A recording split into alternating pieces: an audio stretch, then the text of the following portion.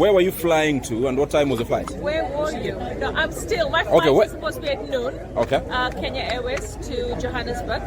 I represent Kenya in the Pan-African Parliament. So we have a sitting starting Monday. So we are going early to prepare for the sitting accreditation, etc. So the flight is for 12 noon. I know there'll be a delay. Kenya Airways gave us the notifications that flights were delayed, but we should still come to the airport. I hope that we will be able to resolve the issues. I think this was a strike notice that was given, and I feel sometimes that as government, we need to be able to sit and discuss. I think Kenyans first of all, Kenyans have to understand what is it that the Adani group is going to provide. Now, I have actually been to Ahmedabad quite a number of times because that's where my husband goes for medical attention. And in Ahmedabad, the Ahmedabad airport has been done by the Adani group. And the first time I went to Ahmedabad 4 years ago, it was a very mediocre airport. Today, it's 1 5-star airport. All right, I've been to estates within Ahmedabad built by the Adani group. I think one of the biggest challenges that we have in this country and everywhere in the world is that when you have a tender of any sort or a partnership of any sort, and I've been a victim of that with my Adopt a Light project, or when you have an idea and you come in to try and get that contract, there are going to be many other people that want that contract.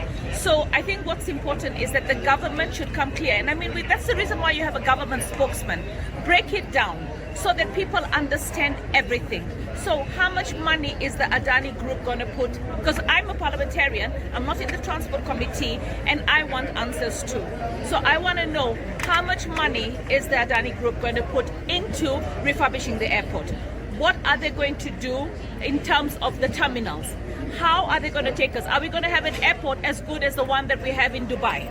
All right. Are we going to have an airport as good as the one we have in Hong Kong? Are we going to really become an airport that can see a traffic of 5 million people? Are we building an airport within those 30 years that can make Kenya a destination for connectivity? And then also, what is their investment? Because obviously if they're making an investment, they have to make a return. But as we're speaking right now, I know that unfortunately, most of the parastatals that we have, including JKIA, are probably not making profits, and they're eating into the need for the government to keep looking for money. So I think just like I am looking for information, I think every Kenyan is looking for information, and the employees of the airport are also looking for information. Because the first thing that they heard was there's going to be job cuts, right? And I think anybody who's coming in has to be sensitive to the fact that the economy is tough and nobody wants to lose their job. And if you're going to come in, tell us, what are you going to do? You're going to have to make things better than they are for the people that are working here and the country at large.